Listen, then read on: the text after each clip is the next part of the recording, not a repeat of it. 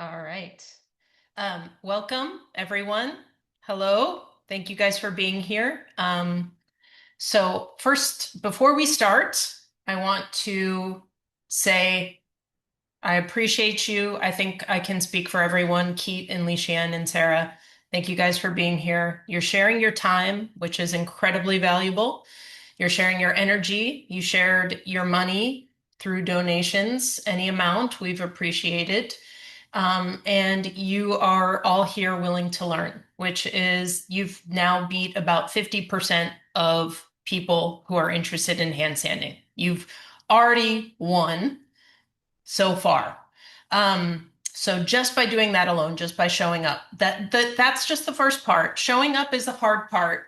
But I'll tell you, one of the things that's really hard for people is following through. And that's the other part. So we're going to talk today about the things that we value most in our training and the things that have brought us the most success. So you should prepare to be here for about 90 minutes or so. We'll probably talk each of us about 10, 15 minutes. And then afterwards, we'll open it up to questions. And then with your questions, we'll provide our best answers possible. I also want to say something I feel really important. And this is something that I've really stood on for as long as I've been doing yoga and teaching and training is I never talk about age. I'll never talk about it. You'll never hear me talk about how old I am. I give two fucks about how old I am. And the truth is we all started, all four of us started as adults. Am I right? Did anyone start training handstand as children? No one. You can do this at any age. It does not matter. You can do this at any age. If your mind is right, your training is good. If you have a great community, you can do this at any age. The key is starting and following through. But we'll talk about everything in between. And before I let Shian is going to start, before I do that, I want to offer everyone who's here a really special opportunity for those of you who have never trained with me before or who are interested or who want to. I'm going to set you guys up now. So if you're on a device different than your phone, or if you're on your phone and then you have another device, you can go to dayoneyoga.com. And then if you put in your cart the handstand course, so if you click on purchase classes, put in the handstand course, then put in foundations, then go to, I think it will say coupon code. You put day one special, DAY, the number one special. And then you click update, which essentially refreshes your page, and you will get your first month of training foundations classes for free. So anybody who has never trained with me before, you get your first month of training for free. The handstand course and foundations, and then the code is day one special. And it looks like this in case you are ready to do it now. Okay. So get started with that if you like. I don't want you to have to wait. I don't want you to have to listen for 90 minutes or 2 hours before you get the benefit of being here if you want to do that now. And then if you have any questions and you feel like you don't want to interrupt, but you want to ask the question, you can put it in the chat. And then we'll try to get to it there at the end. I'll try to choose the best questions. But if you're shy about unmuting yourself and asking questions, just put it right there in the chat and we'll get to it. With that, I'm going to let Shian kick this off. Shian, you guys, if you don't know her, she's amazing, brilliant, strong, slow, controlled, skillful, amazing handstander. And the funny thing about Shian is she didn't want to do it in the beginning. I had to convince her to do it. So I'm going to let her talk a little bit about her story, and then we'll go from there. Go ahead, Shian, take it away. Day, thank you for having me today, and I'm truly excited and honored to be part of this conference. My name is Shian, and I've been training with Day for 5 years now. So a little bit about my background. My handstand journey didn't begin with strength or balance. it began with back pain. Some of you know, some of you might not. But while searching for the solution to heal my back led me down to a path I never expected.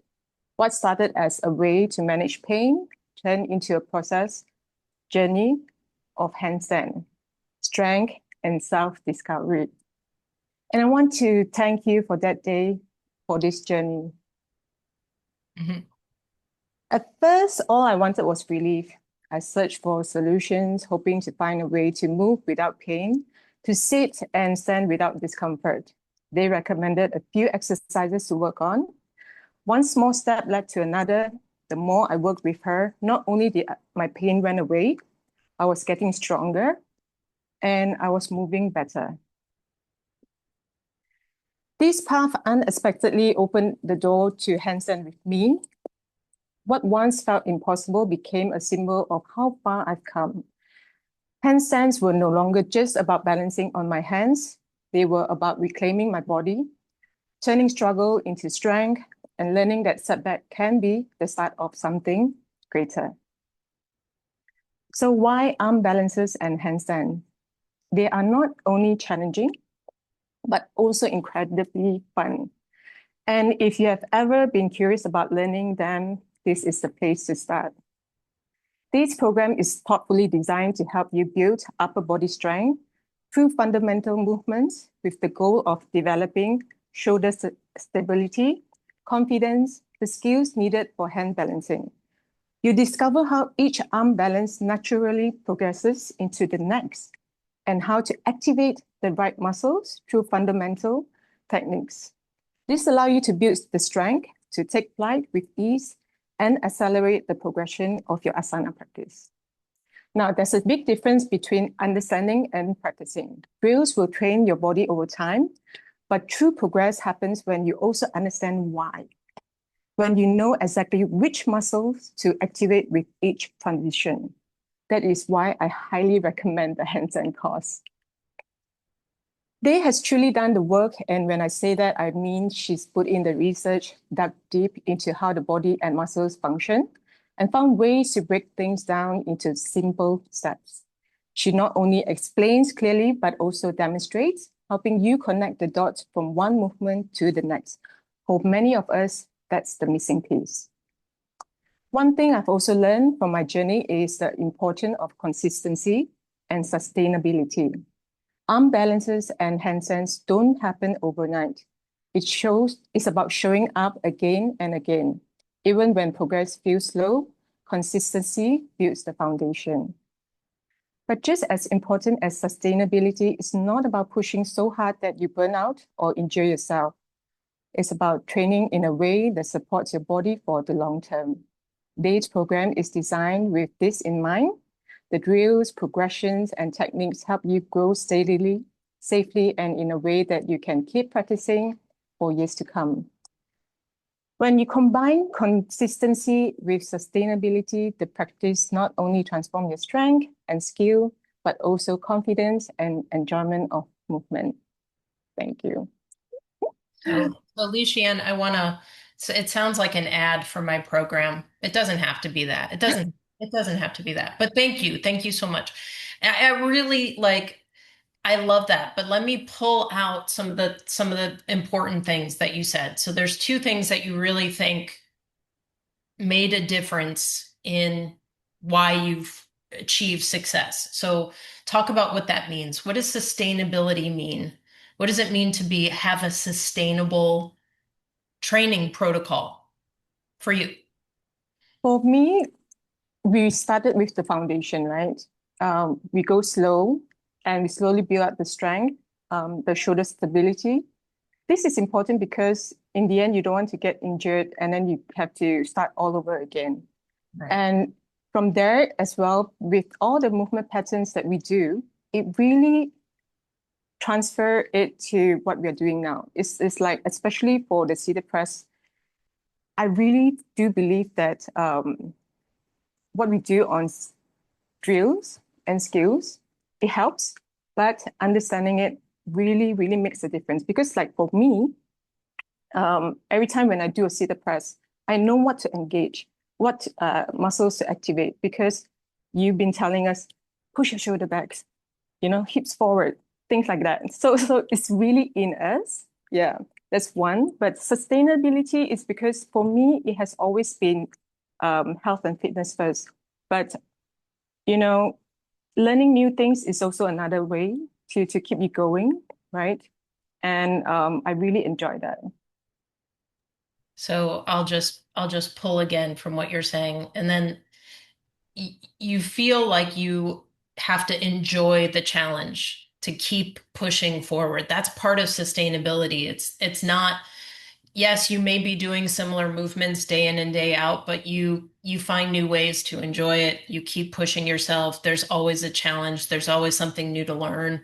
And that also pushes you forward so that you can continue to sustain your practice. You can't do the same exact thing every single day. Would you agree? Yes, yes. And honestly, you always put the fun in the drills. So no doubt about it. Yeah, well, I don't want people to get bored. That's my that happens later. Like honestly, quite honestly, in the beginning when you're training solely fundamentals, it can be a little bit boring. You know what I mean? I'm not gonna lie. But then you want to add an element. It can be if you're doing the same thing over and over and over again. It can, especially if it's kind, it gets kind of monotonous and stuff. But they're like laying down the tracks. That's really important. And then once you feel like yeah, okay, you've kind of mastered the technique, then you start adding some fun. You add some timers, you add some burpees, you add some wall walks, and boom, you have a workout and a challenge that, you know, should kind of keep you pushing, I think. Yes. Agree? And I Go ahead. agree. And I have to say, your workout is a full body workout. Yeah. Yeah. I do that because I know coming from a yoga background, as I have done for so many years, knowing, first of all, I had continue to have major holes in my holes, HOLES, holes in my fitness because all I did for so many years was yoga. Like I can't do a proper squat. I mean, I can now, but I couldn't for a long time, and I still can't lift very heavy on a squat. For instance, my bench press is heavier than my squat, which I know Sarah, it blows Sarah's mind, but it's absolutely true. I can bench more than I can squat because there's major holes in my squatting because I did yoga for 20 years. So I didn't develop glute strength. I didn't develop the same quad strength. I had a completely dysfunctional squat pattern. And so I know that people who are kind of fall into this path where they're like looking for, oh, I'm really interested in yoga and handstands and arm balances and stuff like that. I know that people who are attracted to this type of workout really don't go to the gym and they're really not training those holes. So I feel like, yes, it's part of my obligation to keep people fit. If you're training with me and you're doing drills, you get a full body. It should be somewhat of a full body workout minus the heavy squats. So that's part of it. Um, Shian, do you feel like you've said everything that you want to say? Maybe I'll add on later. I'm not sure. Okay. Okay. All right. So we'll move on. Let's hear what Keat has to say. So do you all know Keat Lee? She wave her hand. Keat has not been training with me online quite as long as Lee Shan or Sarah. She came in a little bit later. We affectionately call her the Dennis Rodman of the group because she came in and kind of blew everything up. And that was really great. We love that. So a couple standout qualities in Keat. One, she always wears t-shirts that say positive messages like gratitude and love. And so she always has this really positive thing going on, which I love so much. And then the other thing is like her speed, unmatched speed, unreal speed. She's obviously, we're all pretty impressed with the rate at which she could do wall walks and burpees. Keat, go ahead, take it away. Hello, everyone. My name is Keat. Yeah, thanks, Day. Thanks, Lisha and Sarah, for pulling me in together to do this session. I was a little bit hesitant because I'm quite shy.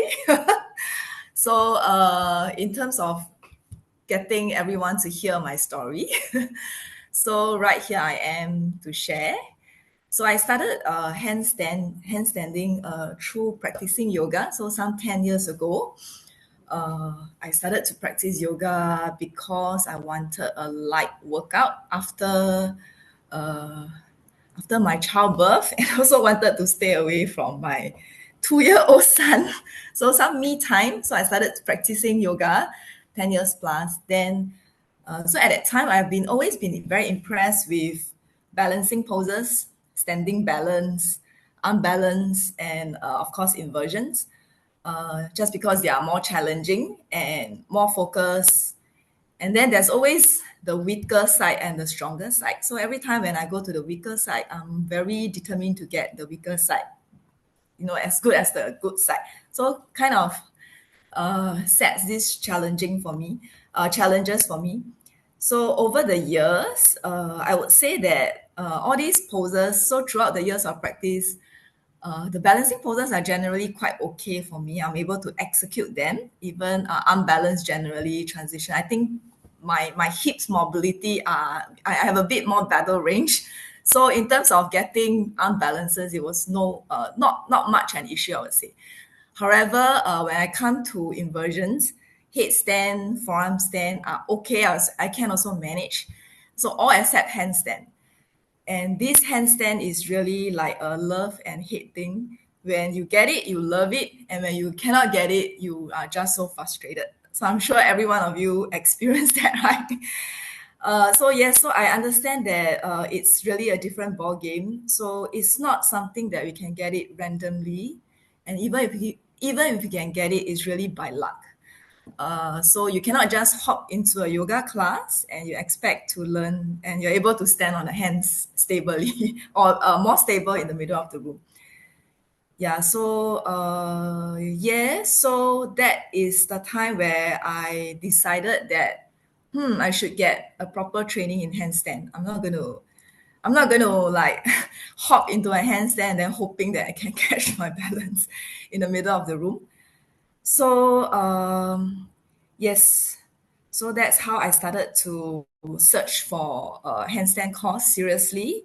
But I didn't started with day when I decided to train in a handstand. So at that time it was COVID in 2021, and I managed to find an online program. So at that time we were all practicing at home. I think all of you somehow during then I think it was all practicing yoga or some kind of training at home. And so in 2021, I started with a calisthenic coach or a calisthenic program. So at that time, I think the goals were very simple, very basic. So it's just to hop out onto the wall. So yeah, the prerequisite is to able to hop out onto the wall. So luckily, quite intuitively, I'm able to do that. And then goals are simple: getting comfortable alignment or getting a more consistent jump. So the one of the key learning points that I wanted to bring up here is that so if you really wanted to learn handstand, you have to seriously get a consistent practice. You cannot come in and out, come in and out. I mean, you don't have to do it 3 hours a day. You just have to dedicate your practice like maybe half an hour daily, or maybe not daily, maybe 5 times, 4 times a week. Yeah, but you have to do it because your body needs that constant reminder, the regular practice, how you engage your muscles, how you even hop into handstand with your strong leg, with your weaker side. So you really have to get it consistently, do it. And yeah, so the other thing is yes, so you just have to show up, do it regularly, and do it repetitive. So they said all the drills, yes, we do the same drills every day. There's no shortcut. So, but the thing is that don't get bored with it. So you try to feel it within your body. So although I'm doing the same drills every day, but it's really different every day that I do it. So some days I can do it very fast. Some days I just have to slow down and do it a little bit more control and watching our form. Okay, so with this, I'm going to share screen. So this is something that I have prepared as part of my certification with Day. It's a journal that oops. Can everyone see the screen? Cannot. It was up for a second and then we lost you again. Try it again one more time. Let me get it. Okay.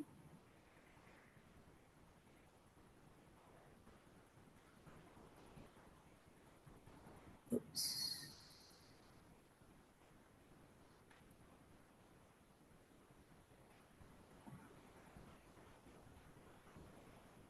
No, we're Did you losing, see? we're losing it. Oh. Yeah, it shows up and then it kind of goes away. Oh, okay. All right, what is happening?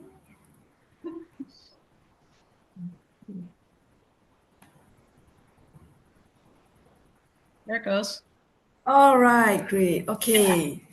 All right. So I prepared this journal as part of my certification course with Day. So which I did it in like 2024, 2023, 2023, yes.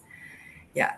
So okay, so I'm just gonna show you some of my videos that I put up and some of the learning points, and to also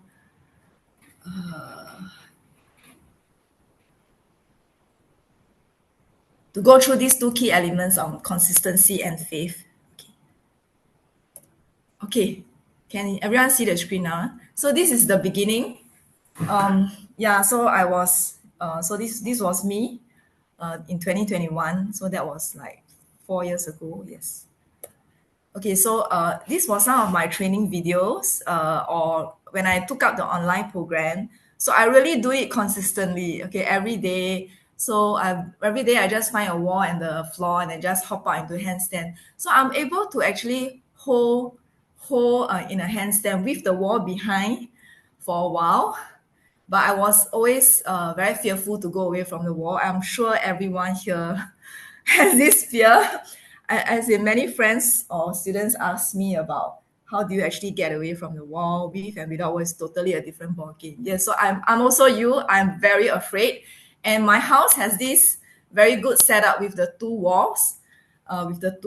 So I could like just fall with the back wall behind me. So it was like a perfect setup for me to get away the fear of falling over.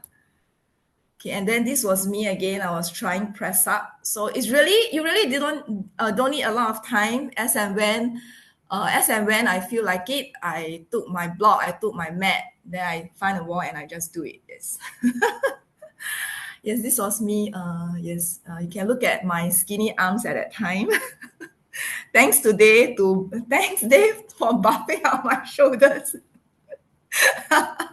Okay, this is very I thought I should share this. So I'm actually in my room. So I got COVID at that time and I was like sick for a few days. So I was what do you call that, separated from the rest of the family. So I was locked out in my room. uh so I was so bored. So at that time my fever has been better. So I decided that, let's do some press up. So it's like that. It's really very impromptu. I just say, okay, let's do something. And I managed to get my first tuck, half tuck, half pike press. This is my first time, yeah. Okay. So this was really the turning point where I decided, okay, so I was in a trip to Maldives. So many students, friends ask me, how do you really get away from the wall? So this is how I get away from it. I decided to, because the place is so beautiful, such a big space, I just hop into the handstand anywhere that I feel like it. And then I just let myself fall intuitively. So I think that's really the turning point of my practice. I became more fearless and have the fun element in me, yeah. Okay, so I came across this article I thought to share. I mean, I'm not trying to be a bit sexist, but it's about women versus men in learning handstanding. I think a lot of ladies are here, we know that our upper body, we don't really have that upper body strength to do all the presses, handstanding, balancing on our upper body. So I think we have no choice. We have to learn it properly. So in a lot of social media, you see a lot of strong men plunge pressing, then saying, "Oh, it's very easy," but it's really not easy at all. It's really not easy. So that's when I started to get day. So I started to look out in social media, and I think I found Sara, and I found Salt Frosted, Jen O. So Jenny. So Jenny is another amazing handstander, also a yoga teacher movement. So then I found Sara and her. Then that's when I started to realize, wow, crow press. How can ladies do it? Oh no! Oh no! How can ladies do it? So just to share, so the journey of crow press is very interesting, you know, because I've been practicing yoga. I've been asking my teachers and male teachers and female teachers how to do crow press. So the female teacher, oh, you use the pelvic tilt. I said, huh? Okay, what's the pelvic tilt? Then the male teacher will say, okay, just use your brute strength. Then I'll say, oh, brute strength, don't have any brute strength. So that's why guys, a male can easily do it more easily, but female, I think we have to find a way. Okay, so I decided to join Day, and the thing is that when I joined Day, I go to her full-heartedly. I straight away sign up her foundation, her drills, her skills, and here I am now still with her. I think three years, 3 years. There about, yeah. Okay. Yeah, I think 3 years. Yeah. Okay. Yeah. Okay. So that's my crow press journey. So that's me. So trying to hold in crow, then doing a crow jump back. So at that time, these are really the basic building blocks to build the strength to press up to a crow. So I'm sure those training, you did this all the time, and you are just waiting one day your knees can float off, right? Okay, so that's me. So again, I randomly practice it when I just feel like it. Okay, the consistency. So then, oh, and you can see I managed to push my knees off from my triceps finally. Then, doing my first crow press. So, and this was 2 months after we did. Very impressive after 2 months. Okay, so so that's the seated jump back journey. Okay, yes, Lishan, yes, this is very, very tough, very, very tough. So so I was struggling. So you look at the middle two. So that's how low my hips were. So I don't know how to do it. I was asking Lishan, look at my hip, it's so low. I could never get my seated press up. Never. How to lift up my hips like yours? So Li Shen kind of motivated me and say it will take a while because it's such a difficult skill. Yeah. So the family and the community pushes me on. So that's me. Okay, doing the same drill, and you can see my hips are halfway up already. So yes, the engagement and how you feel the push. I think Li Shen said it so well. You just don't just do the drill. You understand how to feel in the body, and you do it regularly, get the body, the muscle memory. All right, and okay, so then there I am, my first seated press up. Yeah, again, you can see every time in this setting, it was in my room and I just wanted to do something on the floor. Okay. Very, very ad hoc, very as when the feeling comes, I'll try something, try a new movement. Okay, then that's me. I finally get my seated press up.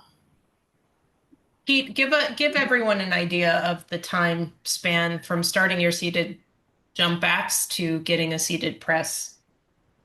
Okay, I think the jump back happens in all your skills class. So that's 2021 when I started.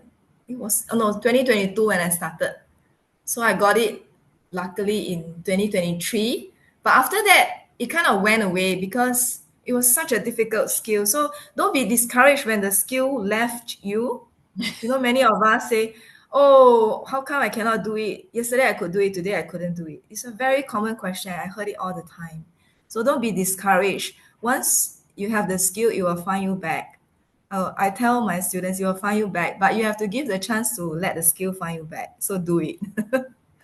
So do it consistently, then one day the skill will find you back. And Yeah.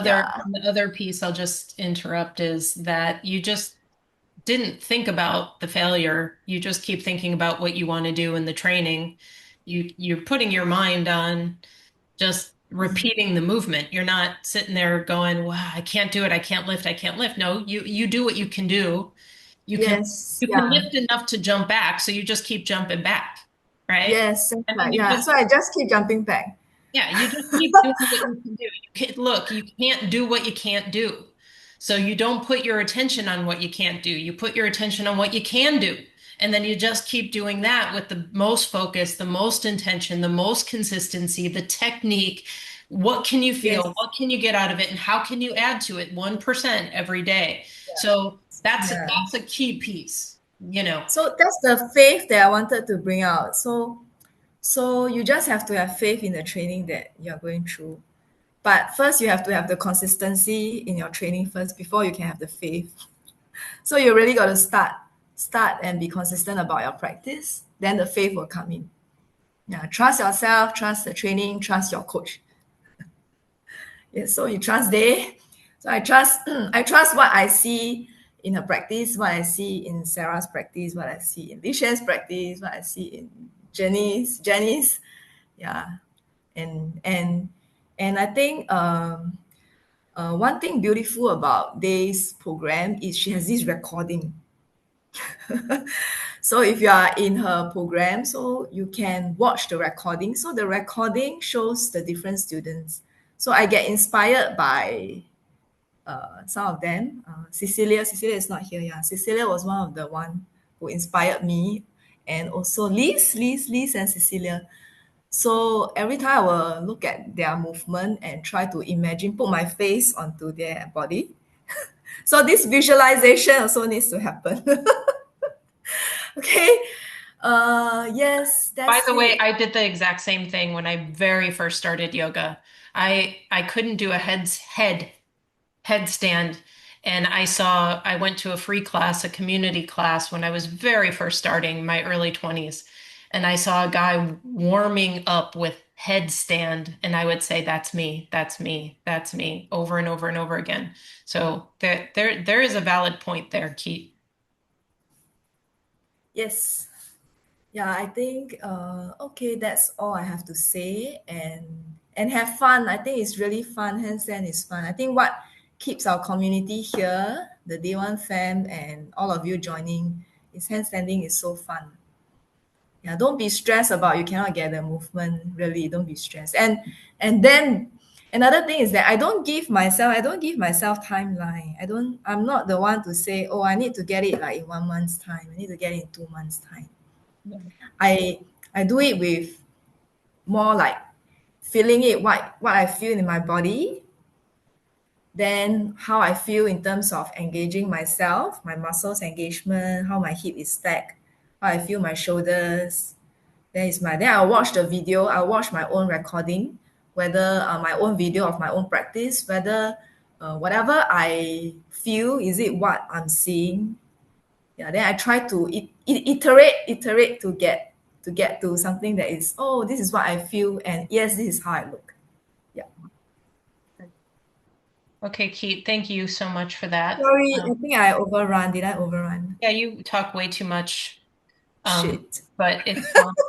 But it's fine. Everybody's very, very happy to listen to you, I'm sure. But now I'm going to turn it over to Sarah. You guys know Sarah she doesn't really need an introduction, but you know she's an anomaly. Okay, most people don't move like she does. She's amazing, incredibly versatile athlete, musician. I think the musicianship helps quite a bit with the training. I've really come to understand this because musicians are willing to like just sit there and pick away at details. I think that helps a lot. Sarah, tell us why you're a winner. Uh, I will say I am a winner because I train with you. Ah, All right. tell Good the morning. rest of it. Good morning from where we are. Good evening to Kat, who is literally, we saw your sunset right behind you in your video. I love that. I just want to say real quick that I think all of us in this room are here with the same intention and mindset. And we all really want to make sure that we get our handstands going for us. And I think that that's something that comes with a lot of baggage for a lot of people. And I want to try and help lighten that load a little bit for you. Okay. There are three key things that I'm going to be focusing on. And the very first one that I want to touch on is mindset. There is a really beautiful analogy that I have watched over and over and over and over and over on YouTube. If you want the link, I'll send it to you. Is this analogy of someone climbing up the mountain? All right, we're hiking up a mountain and we get to the halfway point and we realize that the route or the route that we've taken leads us to sort of a dead end. You can't really progress past that point and you're kind of stuck and you're left with two choices. You can choose to stay stuck, or you can choose to come down the mountain again and find a new route to head back up. And I think that if you're sitting in this room right now, you have already started that journey of heading down the mountain, or you're already halfway up on the second route. And I'm not going to say that that second route is going to be beautiful and it's going to be immediately giving you that success. You might have to come down a third time. You might have to come down a fourth time or a fifth time. But what gets you to where you want to go is basically the ability to do that over and over and over again without feeling like you are hating it or feeling like you are frustrated or not enjoying the process. Because I think one thing that I've taken away from 5 years of training with Day is if you don't enjoy the process, it's going to be really difficult to get anything done. So, the very first thing that I want to bring to your attention is your mindset. Mindset is depicted by a set of beliefs that shape how you make sense of the world and yourself.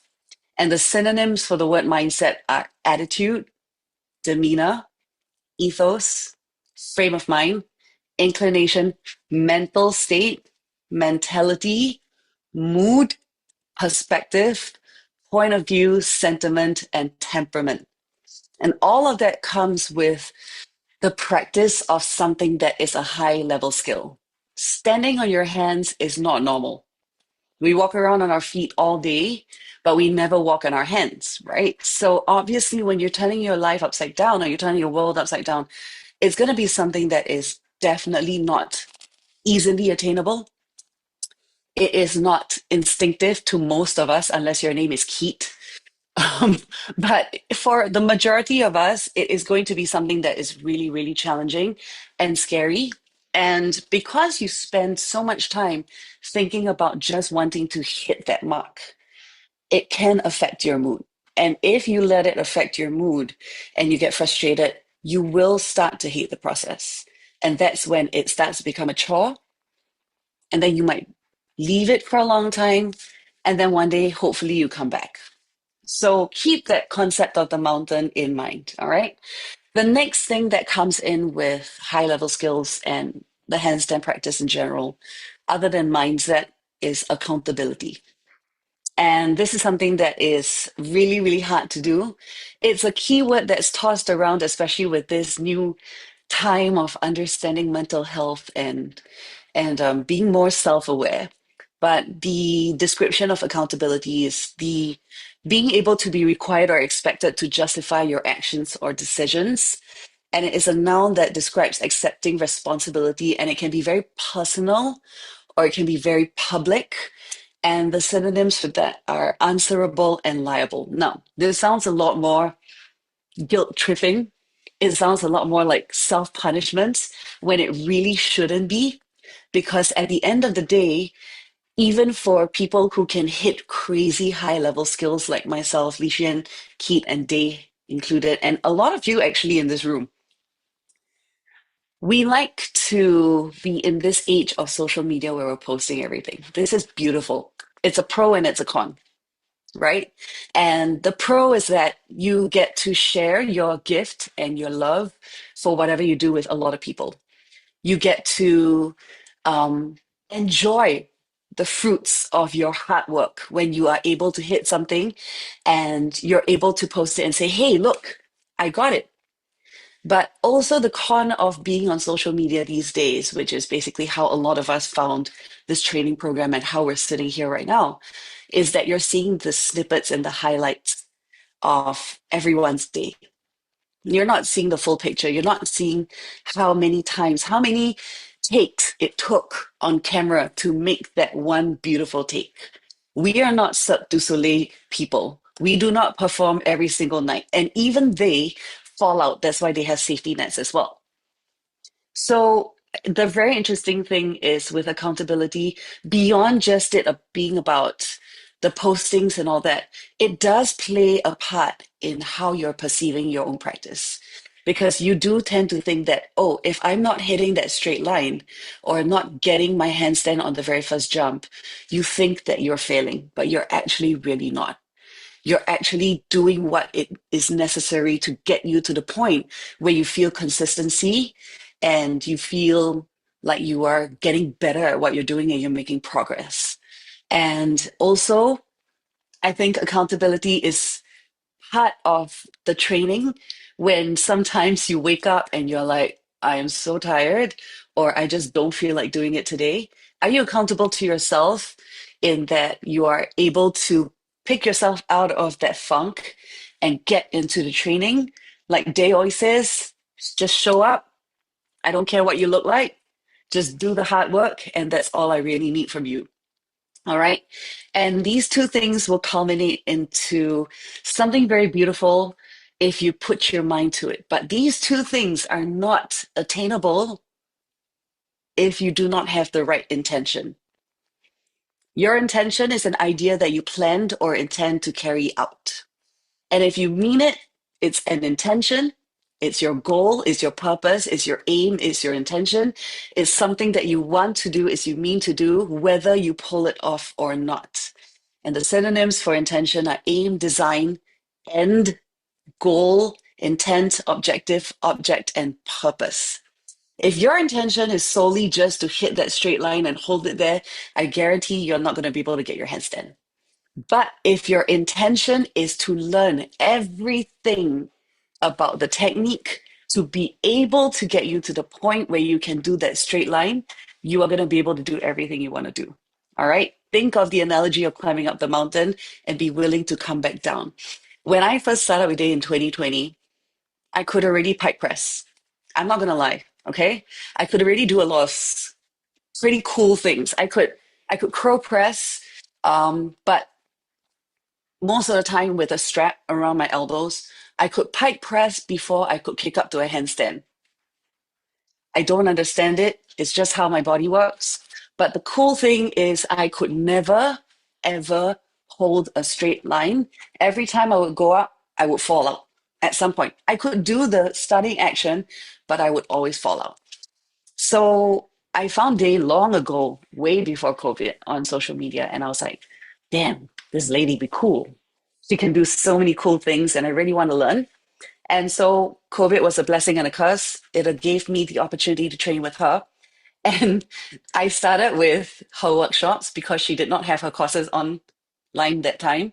So I started with a jump back course, and then I was sold. And I did 4 pillars and the handstand course. I did everything. I've probably done 4 pillars 3 times, handstand course like 5, 6 times in all these years that I've been training with her. And every single time I feel like I have something new to take away from it. And I had a one-on-one meeting with Day. And the first thing she asked me was, what do you want to learn? Because I don't know what I'm going to teach you. You seem to be able to do a lot of stuff. And I was like, anything you want to give me, give me. I'm going to do everything you teach. I came in fully ready. I came in as a real student. I was already teaching for about 8 years before that, but I came in wanting to learn everything from scratch. Everything that she had to give me, I took. And within a week, actually within a few days of just doing a couple of drills, my practice changed completely. Okay. But beyond just handstanding, I think the biggest thing I've learned is how to manage life in general because I do a lot. I work so much. Um, and I can honestly say that with the amount of work I do, it's very easy to get burnt out. With the amount of training that you do, it's very easy to get to the point where you feel like you're burning out. I'm very sure that some of us have hit that point at some time where you're like, I think maybe I need a week off from training, which is fine. It's what you need, right? And Day is more than understanding, but she also knows that if you get your butt back into training after that, maybe 1 day off or 2 days off or 1 week off, you're going to come back and feel very different because you know that the reason why you came back is because you love it and you cannot stay away from it. It means that your intention is that you really, really want it. And if you really want it, you're going to change your perspective on how you approach the training and how you come into each movement. And like Shian and Keat have both said, it's about understanding what you're feeling when you're doing the moves. I cannot emphasize that enough that if your intention is, I just want to catch the handstand, you're not going to get it. But if your intention is, okay, I'm here now, I'm going to feel what I need to feel in the move. And if it means that I have to regress it to the point where my tuck jumps are just a granny jump or just a weight shift, I'm going to do that. So, like the rest of them has said, seated press is something that looks crazy unattainable. I used to say, not in this lifetime. I can say now in this lifetime. And I've lost it before. And I documented having lost it on social media, but I also documented getting it back. And how I got it back was going back to just the fundamentals of all the drills that I know from Day, from the lat lifts to just holding that isometric position to just doing simple pike push-ups, hit off blocks, even though I can do handstand push-ups off the wall without a block, right? It's going back to the start and finding what the movements are again, because it is very, very, very high level. And I can honestly say that I've done trainings with so many other coaches in the past, and nothing has worked for me like this because, again, if the intention from the coach is correct, your intention will be right. All other coaches have only just tried to help me find the line. They've helped me in the balance, hold my feet. I couldn't find it, never, because I didn't understand what I was doing to get there. But Day's intention is always, I want to see you get the engagement. I don't want to see your line. If your line looks good, brilliant. I don't care about the line. I want to see your body understand what I'm trying to tell you to do. So if you get called back after class, don't freak out. It means that there's something for you to pay attention to. You are the flavor of the week. It means that you've got something to work on, and she's giving you extra love. The love comes in many packages.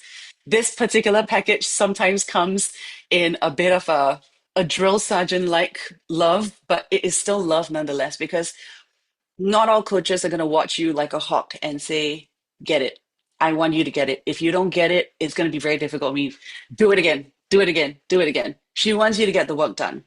And sitting in this room, you are in a very different environment. You are in a very beautiful environment because you have a community that is here to inspire, to push, but also be your friendly competition. And let's bring it back to mindset accountability. That friendly competition is what's going to get you to where you want to go. Shian and I were working towards the seated press at the same time. She got it before me, and I got so excited to see her get it. And then when I got it, she was screaming for me as well, because the thing is, we all move at different times. Our bodies function differently. But just because you can't hit it straight away does not mean that you're not on your way there. And it comes back to the concept of your fundamentals, being sustainable, being able to do it over and over again, having the consistency and the faith that you will get there, having the mindset that you want to do this, and the accountability.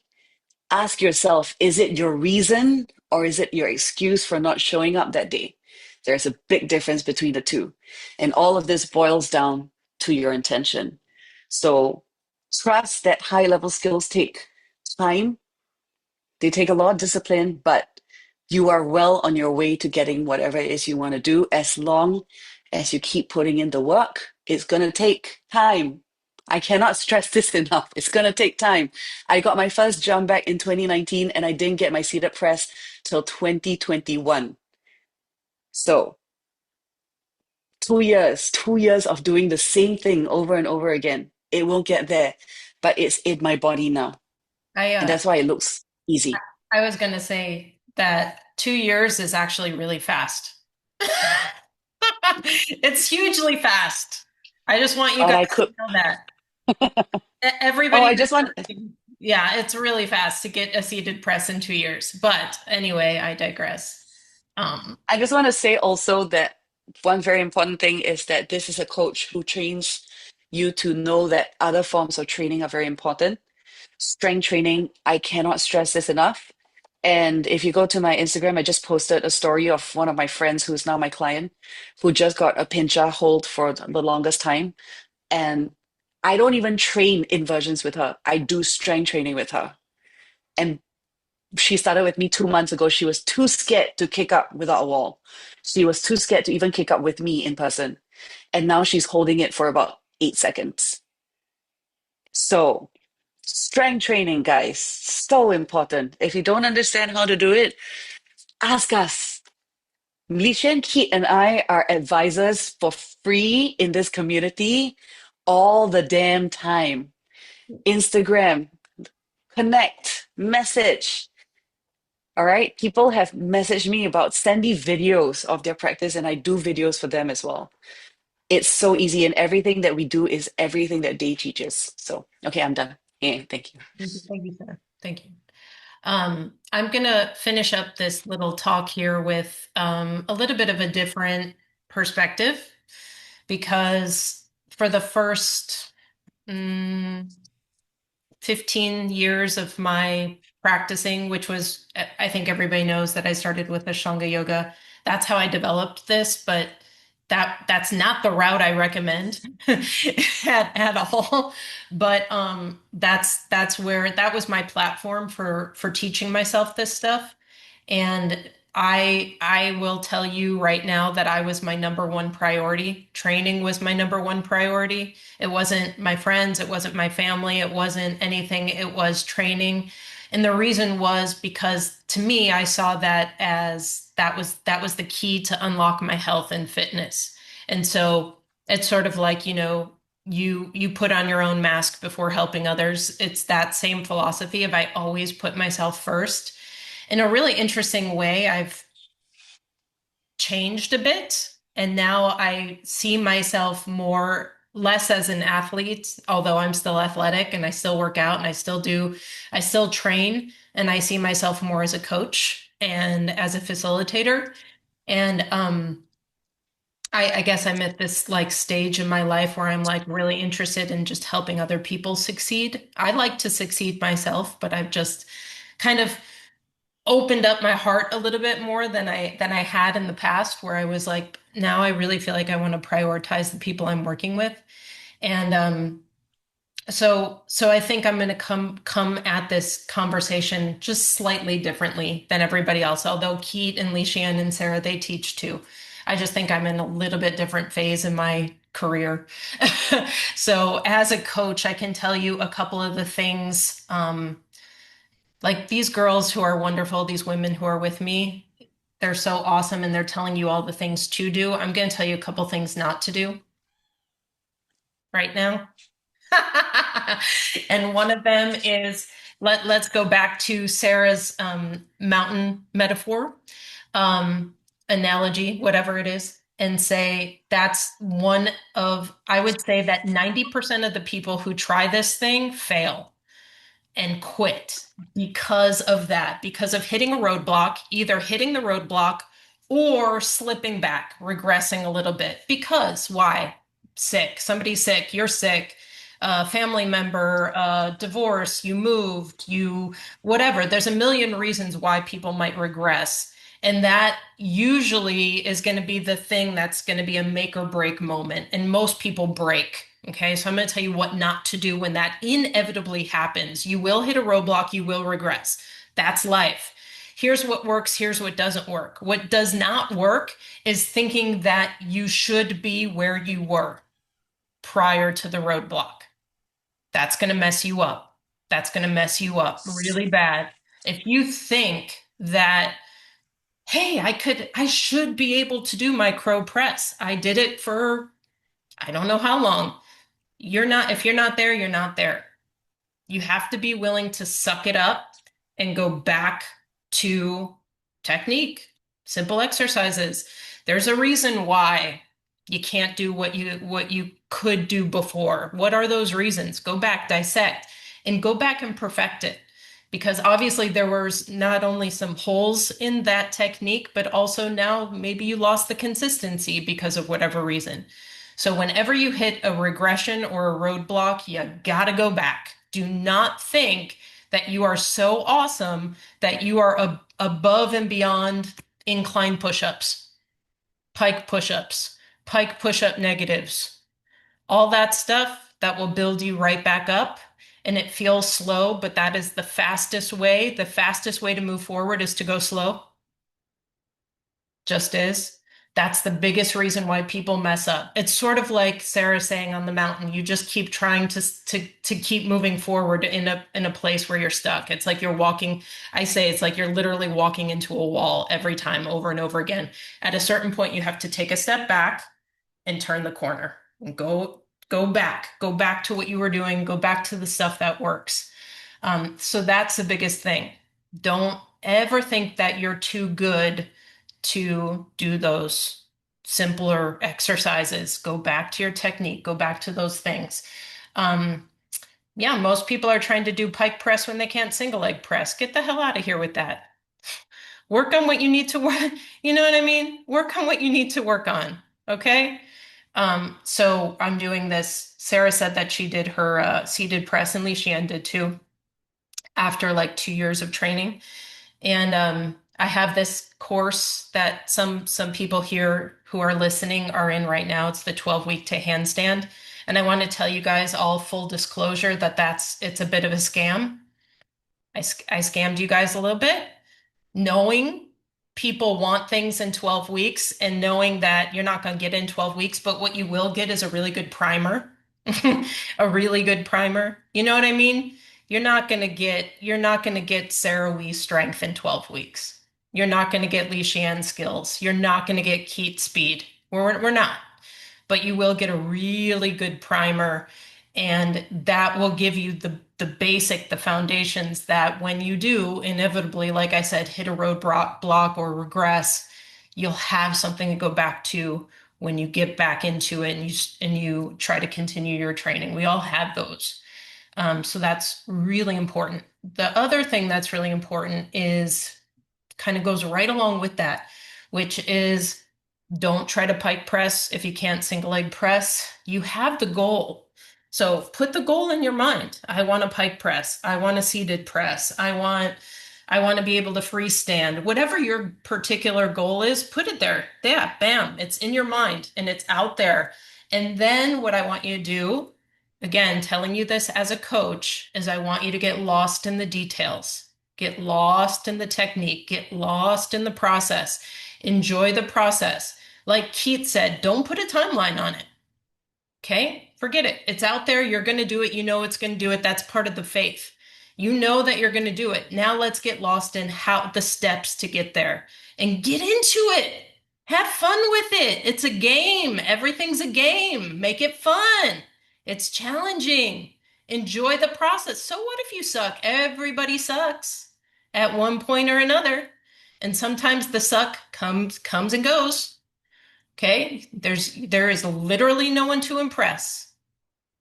You can have good days, you can have bad days. We all have them. Nobody cares. Okay? That's all part of it. So make sure that you get lost in the details. Become obsessed. Become nuts. Devil in the details. Get devilish. You know what I'm saying? Get in there. Go crazy. Okay? Forget about the other stuff. Don't think about what you can't do. Think about what you can do. Always think about what you can do. And then the last little piece that I'll say is fun and family. Fun and family. Has to be fun. Stop being frustrated. Stop, stop. Oh, you can't do it. Who cares if you can do it or you can't do it? Like I said, get lost. Have fun with it. Have fun. And all the community, all the people around you, then you can go and bitch and whine and cry and and tell your friends. And if you have good friends and you have good family and you have the support, you have the community, you have the Shians and the Saras and the Keats and the Katiris. Yeah, dude.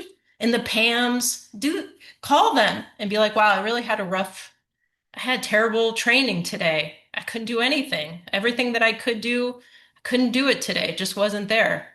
And then you'll have a really nice support system, somebody to laugh it off with. You have to let that water roll off your back. You're going to become so mentally and emotionally burdened because you couldn't do some handstand skill? Give me a break, dude. Come on. Bad attitude, wrong attitude. And that's one of the things that knocks people off that even coming close to getting there is because the attitude is poor. So at a certain point, you got to take, you got to just be where you are. Be where you are. Be willing to do the work. Be willing to get dirty. Okay. Um, so that's how I'll end it. And that wonderfully optimistic note. So now I'll just open it up to you guys, all you people who came to listen to us today, which we really love and appreciate. We love you all. That's part of the fun. That's part of the family, is that we're all here together, in it together. So if you have any questions, comments, or concerns, you can do one of two things. You can unmute yourself. I think that I've made that available to you. Or you can just write something in the chat and we'll answer it from there.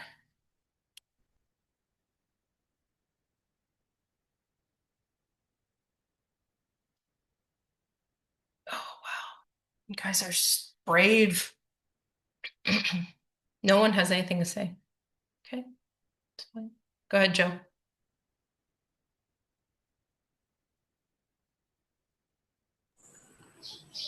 Hey, can people hear me? Yep, I can hear you. Go ahead. Okay. So I can headstand pike easy, like I can see that base and I can engage my lats, but I lose it on the handstand. So I'm thinking my next step is working crows, like I can do the single leg raise, and now I'm working on hopefully trying to get both of them and I can switch. Do you think that sounds like that's my next step? Thank you. For doing a crow press, Joe, is that? One sec. Well, I'd like to be able to float when I do sun A and B, but like right now, I'm just trying to find my base in my handstand. So I Okay. think like working in the crow and trying to get those would be next, but I also need to find the wall. And one sec, I live by an airport now. And I'm also thinking like, how much does my forward bend add? Because like I almost broke my spine in judo, so like my forward bend is kind of crappy. So that's where I'm kind of at now, but that's where I'm thinking. What do you guys think? Who should answer? Should I, or do you guys have anything to say? Okay, I'll answer it. So, number one is forward bends help a lot, more than you can imagine. If you've ever been both tight and flexible, you know it's easier to be flexible. It's the one thing I would say, if you're going to stretch any part of your body and spend a significant amount of energy doing it, it's your hamstrings. That's for sure. And it has to be a proper forward bend. It has to be a proper hamstring stretch, because I've known literally hundreds of people who think that they forward bend and still have tight hamstrings, and they are not doing it properly. And it's like 10 years later and you still have tight hamstrings. So you have to know the proper mechanics of how to stretch a tight muscle. That's number one. Number two is you have to focus on, of course, your stability. So I always say this, like Keat shared this thing, like women have it, women do better than men. Sorta, not really. Maybe. It depends on the woman. It depends on the man, okay? You have to have a ratio. And either way, you have to equal, let's say, 100%. So ideal situation is that you have hip mobility and you have shoulder stability and you're 50-50. Okay. But like a cute little flexible girl might have 80% flexibility and 20% strength. That's fine. That's 100%. And she's going to have an easier time doing something like a pike press. Okay. Because the hamstrings, the flexibility, all that.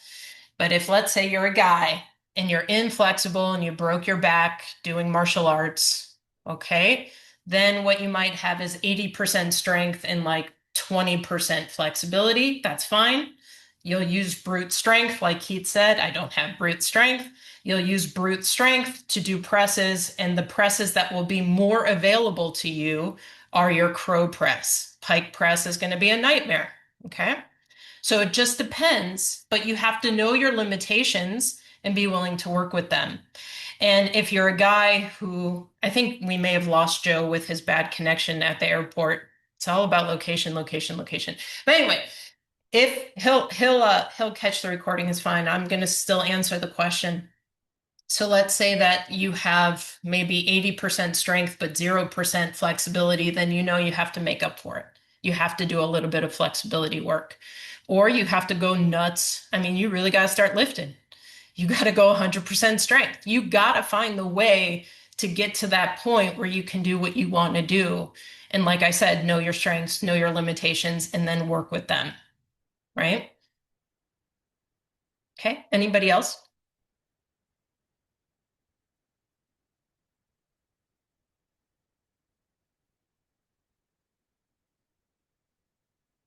Oh, I see you now, Joe. I thought I lost you for a second, but yeah, you're welcome.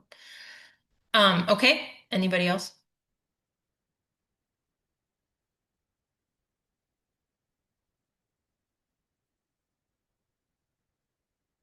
Also, if you have a specific thing to say to one of us, just don't be shy about that. Just call out our name. Like if you don't want me to answer, because I'm the type of person who'll be like, I'll answer that, you know. But if you want somebody else to answer, just say, I'd really like to hear what Shian has to say about this. And she'll answer for you. Anybody else?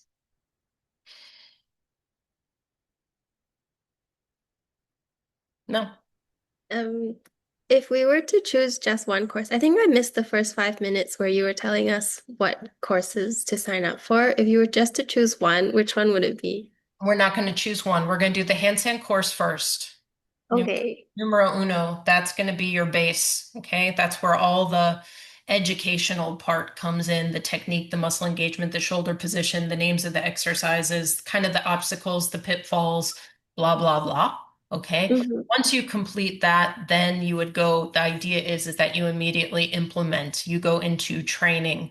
So for most people, they go handstand course foundations, and that is part of the special that I'm offering, which is if you go to dayoneyoga.com and you click handstand course, I'll tell you how to do that after in just a little bit after we do our full Q&A. And then you add foundations to the cart. Then you put coupon day one special, which is all the way at the top of the chat. And then you hit update cart. It will update for you, and your foundations, your first month of training will be free. You'll pay for the handstand course and you'll train for free for the first month. So that's what you would do. Day one special, handstand course, foundations. Thank you. Okay. Okay, thank you. To answer Joe's question, yes, we do teach. Keat and I both teach in studios in Singapore. And I've actually had, I don't know about Keat, but I've actually had some of Day's community from other parts of the world have actually come to visit me in Singapore and done my classes. So if you do come, but if we're not available or the classes are full for the group classes, you can always reach out to us for one-to-ones as well. Yeah. Another great thing about this international community is that I've had my Singapore friends go and visit my Italian friends, go and visit my Brazilian friends, go and visit. It's a really wonderful, oh, my Thai friends. I have my Thai friend here. So yes, we've all gotten to know each other and have friends all over the world, which means for the most part, you could probably have a place to stay if you find the right person. All right. Anybody else? I want to add on one more thing. You don't need to do it for public posting. It can be for your own personal collection. Film yourself a lot. Film yourself when you're practicing to see what you're doing because sometimes you think you're doing something and in your mind you're visualizing yourself doing it. But when you watch yourself back, you're like, oh, that looks nothing like what I thought I was doing. And by watching yourself do it, you're also kind of seeing what you want to feel and you're doing the mental rehearsal and the visualization of what needs to happen when you're actually doing the proper drill or skill that you're working towards. So yeah, it doesn't need to be posted. That's solely for your own collection. But filming yourself is very important in this case. Just like I tell my vocal students, like if they are singing, in order for them to hear what they're doing as they're doing it, because as they're doing it, they're just trying to finish the song. Just like when you're doing your handstands, you're just trying to get yourself up into the position, but you're not seeing the details of the process of what you're actually doing in that 5 second jump. Yeah. Yeah. Great advice because for my first several years in a yoga community and in a yoga mindset where there's no mirrors in the room, there's no videos, there's no water, there's no, I mean, you're in a, you're in a desert, you're in a yoga desert practicing. You're not allowed to document anything. And I always felt like, oh, that, it's going to be a distraction. It's too much of a distraction. What really matters is the here and now and the Nope. Actually, I wish I would have documented like every one of my practices in all of those years. And so because of that, the little that I did document, very little in comparison to the amount that I've trained. I'm so grateful for those old videos. So I said for the 12-week people, I scammed into believing that you guys can do perfect handstands in 12 weeks. The people who are in their 12-week primer course, I told them the same thing. Video, document, write down, journal, record, everything. And then if you don't like it, you can delete it after or take a few pieces that you feel like you need to study and then delete the rest. So that's absolutely.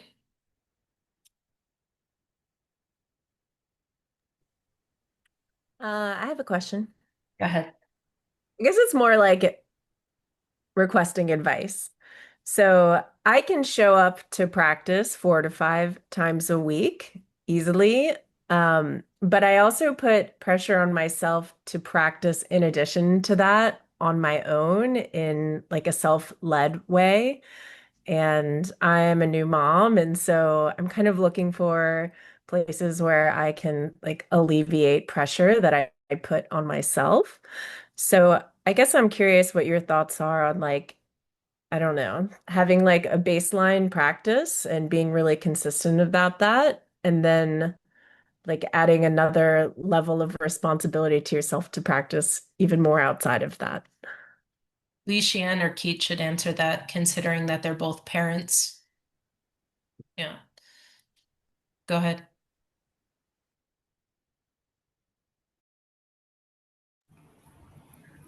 I'll share my views. um, I think it depends on what you are practicing. Is it the same kind of things that you were doing on top of what you were saying you practice 5 times, like you practice regularly. I've been Then on doing top of days, that, I've been doing days program, what is it? 3 months to handstands. Yeah, 12 so weeks. on top of that, you are also practicing the same thing yourself, or you practice Yeah, others. yeah. I mean, I feel a pressure that I'm applying to myself to do more than Oh, that. No, you don't have to actually. Yeah. You don't have to. I think it's enough. Give yourself a break. Give yourself some more time with the little ones. Yeah. Yeah, don't be so harsh to yourself. I mean, you are recovering, Yeah. I mean, but I you're can tell that. I can tell that to myself, but sometimes it's like nice to hear from other people that be like, it's okay. Like that's yeah, enough. it's okay. It's okay.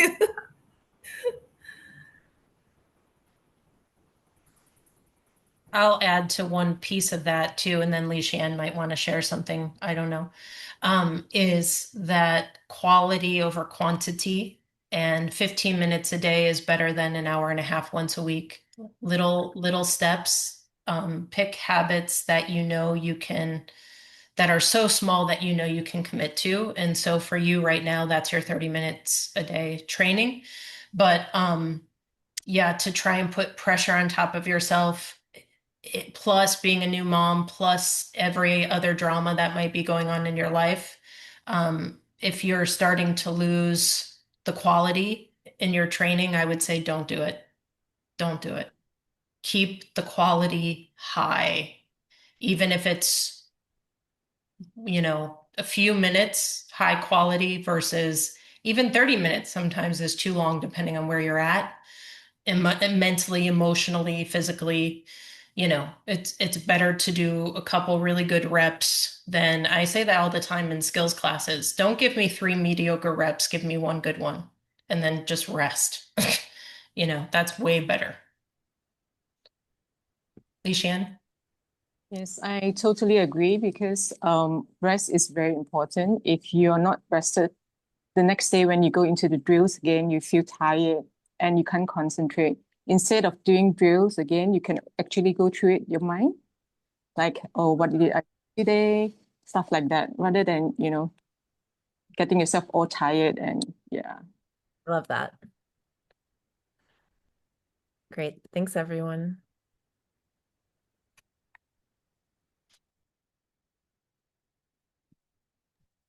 Okay, anybody else? I have a question. Okay, go ahead. My name's Galina. You can tell. So I am in the scam course, which is not a scam course. Um, but so I'm interested in doing the certification course, but I'm just not sure about the timing. And I definitely I want to train. Like I get what I'm trying to figure out uh, is it necessary to do the certification course, or is it a good idea, again, taking the slow route to just sort of train and get to know myself in the training before going into the certification route? And if any of you have any feedback on that, that's kind of where I'm at right now. Hello. I think your I think we gotta ask first, why do you want to do the certification course specifically? Like, what is the end goal in mind? Because Pam had the same question from me recently before she signed up, and I asked her the same thing. What is your end goal with wanting to do the certification course? To learn. There you go. But but when This I learn training though, or you will learn everything. When I say everything, I am the queen of doing courses. I am a bit I'm a bit unstable in the sense that I work 15-hour days and I still want to upskill myself all the time. So, to answer a little bit of Leslie's question as well, any little pocket of time, if you feel like it's worth and you feel like you're in the mood, do it. If you don't feel like you're up to it, don't do it. Simple as that. If it means go eat a meal instead of doing a handstand, do it. But for Galina, I think the question here is if you're having any questions as to what you think you're going to get out of the course, yeah, you're going to train for sure, but you're going to do that in your own time because the course is basically a guide for you to be able to do other courses within the course So within the course, you have to do 4 pillars. You have to do the handstand course as well. And if you've done the handstand course, if you've done 4 pillars before, you're going to do it again. And you're going to take notes. I have so many freaking notes from handstand course and 4 pillars, so many times, so many notes. And you're also going to learn not only to work on your own body, but to work on other people's bodies. And I have done the ACE personal trainer course as my personal training. And I can honestly say that a lot of what I see in day's training is reflected. It's somewhat similar, but somewhat not. But the concepts are very similar, and it helped me with becoming a personal trainer as well. Not just a yoga teacher, not just for my own practice, but in every aspect, it covers a lot of things. So you're going to read books. You're going to read a book that's going to change your life. It's called The Mindful Athlete. It is, I've read it 5, 6 times. It is my favorite book in the whole wide world. And when you read that book and you do the course, you're going to be like, I get it. But you got to come in with the idea that it is really, you're here to learn. And if that's what you want to learn, that's all you need, my friend. I'll throw it in since I'm running the course, 200-hour certification course. It's starting. Orientation is on the 20th, so in actually 1 week is going to be the orientation. Last day to apply is the 19th. You can do what did I put? The 14th I put, so you have 1 day to fill. If you're interested in doing a scholarship, send me the information, do it by tomorrow night, and I will have answers back for you guys about scholarships. So let me just say a couple things about this 200-hour course. I don't do 300 hours, Samia, but I'll explain why in just a moment. One, I cannot imagine put like the 200-hour course, the way that I do it is so condensed um, that I can't imagine doing 300 right now. Yikes. But I'm also, like I said, like a quality over quantity person. I don't believe in I think the 200-hour stamp is like the dumbest thing in the world.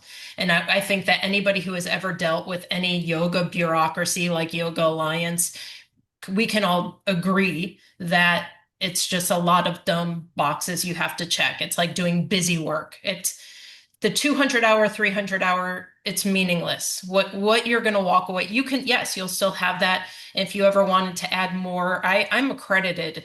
So if you're like, you know what, I've done this, this, and this, and I've done the certification, can you add another 100 hours to your certification? Yes. Will I approve it? Yes. Do you want that 300-hour? Sure. Go ahead. Like everything Yoga Alliance, it's a bureaucracy. You gotta pay. You gotta pay to play. And if you want that little stamp on your resume, sure, you can do it and I can help you do it. No big deal. But as far as this certification course is concerned, and I won't talk too much about it because I don't want to be, you know, bog up the time with answering this particular question, but the way that I designed it is so that everything is listenable. So if you're driving, if you have to drive to work, for example, you can just listen to the course in the car. I highly recommend doing all the reading, all the extra reading, The Mindful Athlete, and the couple other books that I have. Do it on Audible and clean the house while you're doing it. Or take the train while you're on your way to work, or drive the car, and that's when you should be doing your work. You multitask, you put it in together, so you're not wasting any time. There's no idle time. You're just constantly feeding your brain with information, and that's how you get it done, because that's most of the course is just that stuff. It's just going in your brain, and you can do it through Audible and you can do it through Vimeo, and that's it.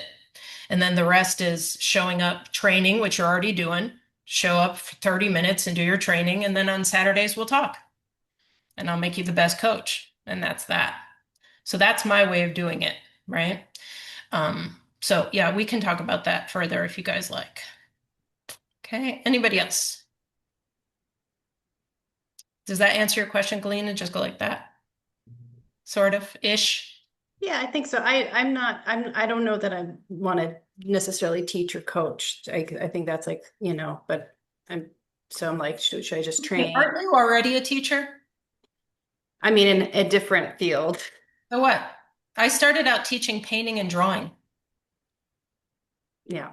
I Yeah. was I went to art school. Once a teacher, always a teacher. Okay. So anyway, okay. Like I said, it's applicable to life. So your coaching course is not just for yoga. Of course, the condensed thing is that you're obviously learning about a lot of yoga things, but she makes it applicable to any business or any form of training that you want Oh, to do, that's the any other sort of thing. teaching Thank that you you for want to do. saying business. Yes, dude, you're going to pay, you're going to invest. First of all, almost everybody, especially the Americans, all the American people here, you paid for college, you paid for upper education, and what did you get from it? Nothing. Nothing. Not even a job, most of us. And if you did get a job, it's not in the field that you got your degree in. You've spent $50,000 on upper education, you didn't get a job? Okay, so here's the situation with the certification course. Yeah, you're going to pay, you're going to invest, you're going to do the course for 3 months. I'm going to tell you how to get all the money back in 3 months. I'm going to tell you exactly how to monetize what you learn. I'm not one of those people that's like, especially this time around, this is not my first time running the course. I talk about money. I talk about how to use your skills. I talk about how to get clients. I will help you do that because that's exchange. That's how we all get to work here together. You give me something, I give you something. It's constant reciprocity. You're not going to pay and then I'll be like, well, good luck. I'm not going to do that. When you do my certification course, that's it. You're married. We're married. We're in it. I want you to succeed. Your success is my success. That's the deal. When we work together, that's my deal. I don't like you're a reflection on me. So now I'm invested in you, right? I care. Okay. All right. Anybody else?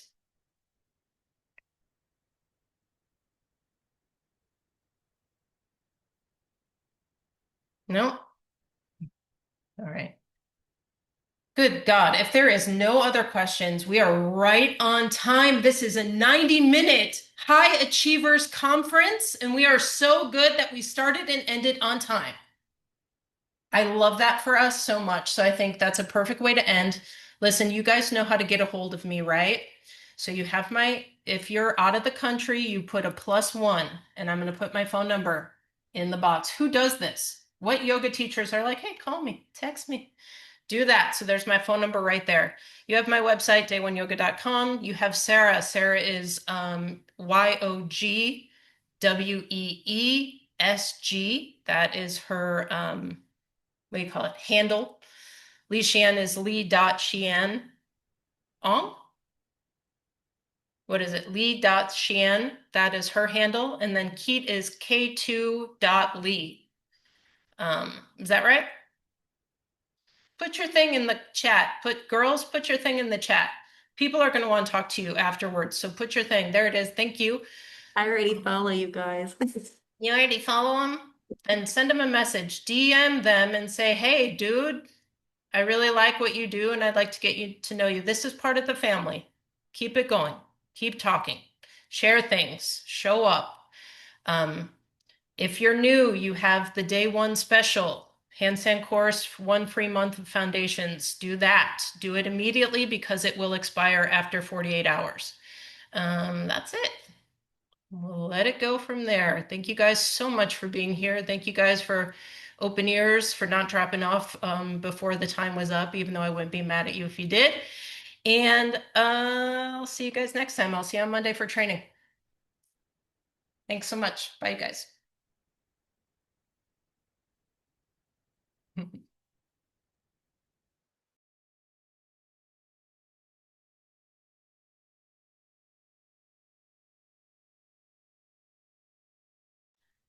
Hey, Samia, I will put up the recording. I will make it public on my Vimeo.